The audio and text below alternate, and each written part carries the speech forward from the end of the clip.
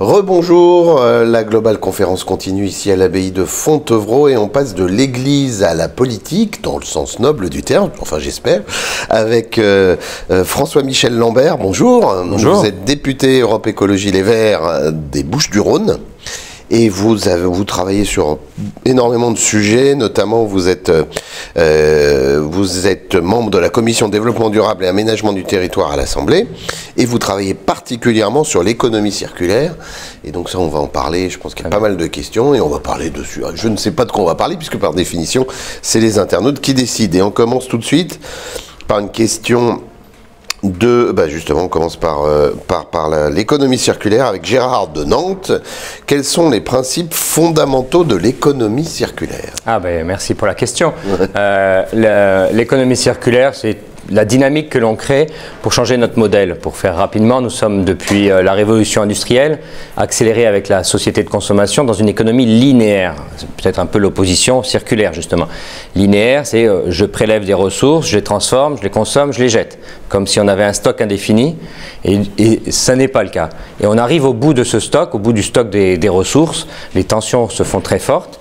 Et l'économie circulaire, c'est l'économie qui dit mon modèle de développement, c'est placer les ressources au centre du modèle, la préservation des ressources, l'optimisation de ces ressources, sortir de la société de gaspillage, tout simplement. Et certains, permettez-moi de le dire, me diront mais c'est du bon sens. C'est du bon sens, c'est le sens qui a prévalu au développement de l'humanité depuis la nuit des temps, mais qui a eu une rupture. Les historiens du 3e millénaire diront qu'il y a eu une rupture dans le modèle de développement de l'humanité. Ça a duré 150 ans. C'était la révolution industrielle. Certains se sont crus pouvoir tout accaparer pour eux, comme si c'était un indéfini. Et nous sommes revenus dans le bon sens de la préservation des ressources. Ce n'est pas reculé, c'est avec notre société d'aujourd'hui. Préserver au mieux les ressources, les utiliser pour leur optimum afin de répondre aux besoins de l'humanité. D'accord, ça c'est les grands principes. Et justement, on nous demande à nouveau des grands principes, les grandes lignes, les idées qui sont ressorties de votre table ronde d'hier soir. Alors, la table ronde, c'est ce matin, mais je peux donner les grandes lignes qui ressortent en général.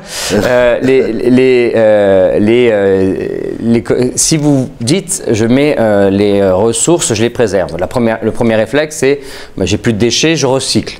Effectivement, mais le recyclage, il y a de la perte en ligne. On ne capte pas toutes les matières, on n'arrive pas à tout recycler. Donc on se dit, on va faire durer plus longtemps les produits. Donc c'est la réparation, c'est la réutilisation, le don, la capacité à faire durer les produits. Un exemple extraordinaire, moi je recite toujours le même, mais la machine à laver de ma grand-mère, on l'a vendue après le décès de ma grand-mère, la machine avait 30 ans, elle tournait très bien la machine. Elle était des années 70, c'était début des années 2000 quand on l'a vendue. Aujourd'hui, qui sait que la machine qu'il achète durera plus de 10 ans et pourtant, on sait faire. Donc, il y a des modèles de réparation, d'éco-conception dès le départ. Et puis, il y a aussi, et ça, c'est encore plus profond, et l'entreprise va loin, l'économie va loin, c'est l'économie de la fonctionnalité. C'est-à-dire qu'on n'achète plus le produit, on achète la fonctionnalité. Alors ce que l'on voit beaucoup, c'est par exemple Autolib ou les photocopieurs en entreprise. Ils appartiennent aux constructeurs de photocopieurs, aux constructeurs de Autolib, Bolloré, et on partage l'utilisation. Et on intensifie la matière mobilisée. Parce que ce n'est pas le tout de la préserver. Il faut aussi que quand vous prenez une tonne, elle ne vous serve pas 1 heure par an, mais qu'elle serve à la société une journée pleine et entière, pas par an, tous les jours, 24 heures sur 24 si possible.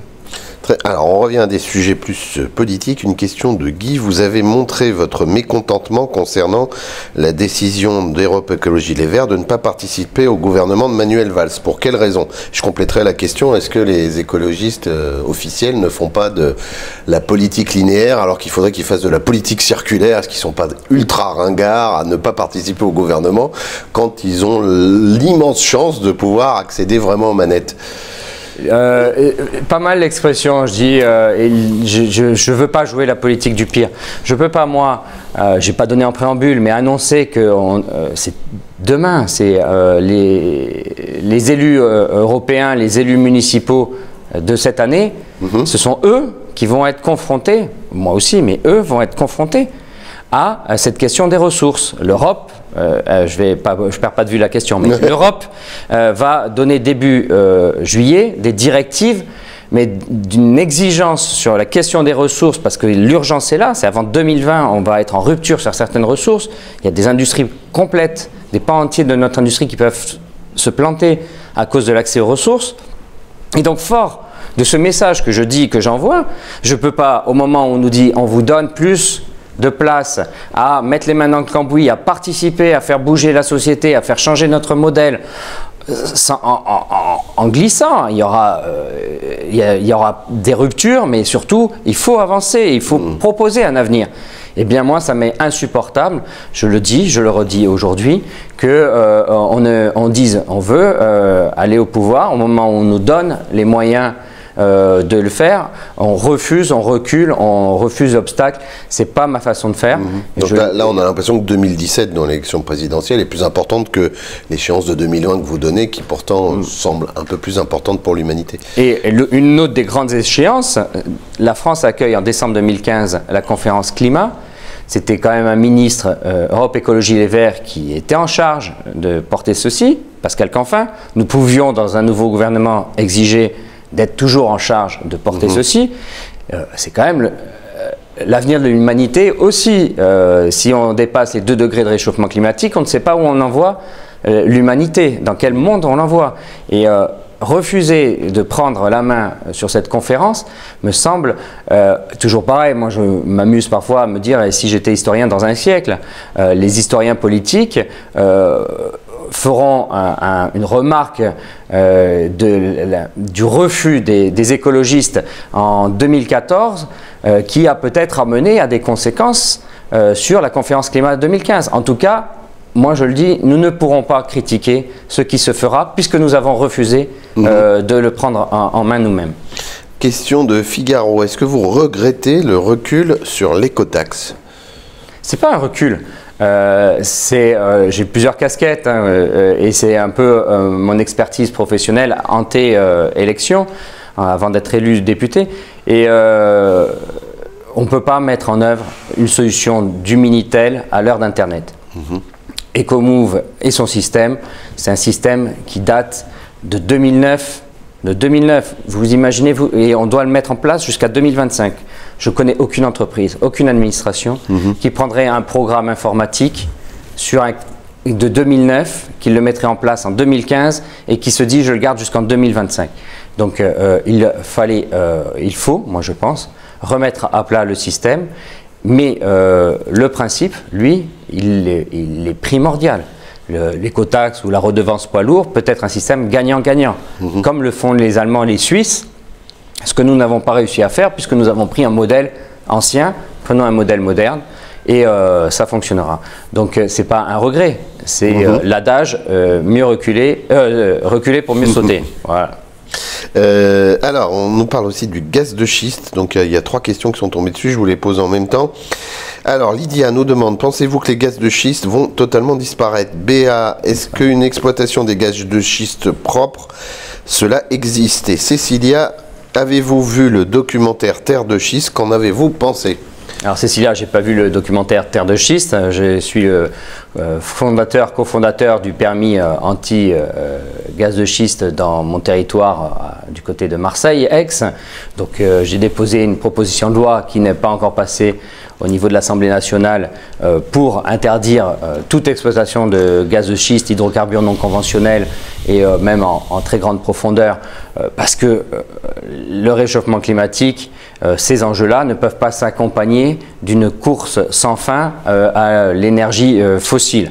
Alors certains me diront, mais ça se substitue à du gaz que l'on utilise déjà aujourd'hui. Mais moi je dis très bien, le gaz que l'on importe du Qatar, de Russie, d'Algérie, de Norvège, on peut le substituer. Excusez-moi, est-ce qu'il n'y a pas juste une petite, je ne suis pas un expert de ces questions, mais une petite contradiction par rapport à ce que vous disiez tout à l'heure. Vous nous disiez tout à l'heure qu'il y allait avoir un manque de ressources qui allait poser des problèmes industriels.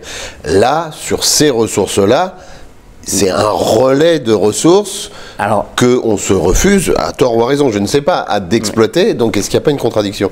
Non, parce que jusqu'au bout de l'exposé, mais c'est bien que vous appuyez dessus, et merci. Le gaz naturel importé, Aujourd'hui, il y a une stratégie de GDF Suez, ce n'est pas la PME du coin, de GRT Gaz et de 5 autres opérateurs européens de transport de gaz, donc des structures qui font l'histoire du gaz en Europe, ils sont 6, qui disent d'ici 2050, 100% de gaz décarboné, d'origine biogaz, d'origine de la méthanation, d'origine de microalgues, ça c'est après 2030 qui fourniront du gaz. Il y a une trajectoire. Si on vient casser cette trajectoire volontariste d'entreprises privées ou publiques pour GRT Gaz, on risque de passer à côté. Et donc, on voit bien que l'enjeu ressources, il est prégnant. Et présupposons que cette trajectoire soit pas aussi réussie que ce que l'on imagine et que l'on soit en tension en ressources. Mais cette tension en ressources gaz, c'est pas pour aujourd'hui. C'est pour 2030-2040, ce que disent certains justement chez les lobbyistes.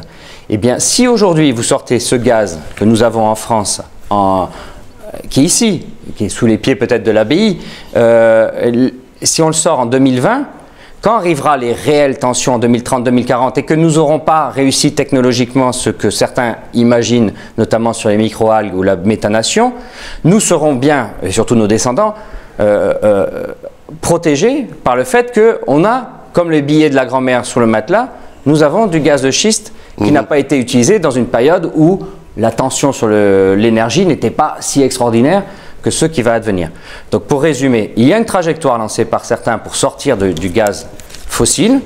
Si cette trajectoire échoue et qu'on est en extrême tension, oui, nous pourrons utiliser les gaz de schiste. D'accord. C'est en 2030-2040. Vous ne l'excluez pas à long terme. Mais aujourd'hui, mettre de l'énergie et de l'argent pour sortir du gaz de schiste, alors que tout le monde s'inscrit dans une autre trajectoire, c'est de l'énergie et de l'argent dans l'autre trajectoire, biogaz, méthanation, microalgues, qu'il faut mettre. Le gaz de schiste, il ne bougera pas et personne ne nous le piquera. On le prendra le jour où on sera en réelle tension. D'accord. Question de Lola. Je suis un peu pugnace là-dessus. Mais non, mais c'est bien, au contraire. Quelle personnalité, peu importe son étiquette politique, vous semble aujourd'hui le mieux incarner l'écologie telle que vous la prônez, vous la défendez, vous, avec passion d'ailleurs? Est-ce qu'il y a une personnalité, pas forcément française, mais qui vous paraît incarner un peu ce à quoi vous croyez? Je me méfie de l'incarnation et je crois que c'est plutôt un esprit collectif et je crois que c'est l'humanité dans son ensemble. Il y a des exceptions, il y a toujours des personnes qui sont dans leur intérêt direct, mais je rencontre tant et tant de personnes, que ce soit du chauffeur de taxi, du serveur dans un bar, jusqu'au PDG des plus grosses boîtes, tous vivent cette idée, tous ont compris. Et les rythmes, les contraintes des uns des autres font que peut-être ça n'avance pas aussi vite qu'on veut.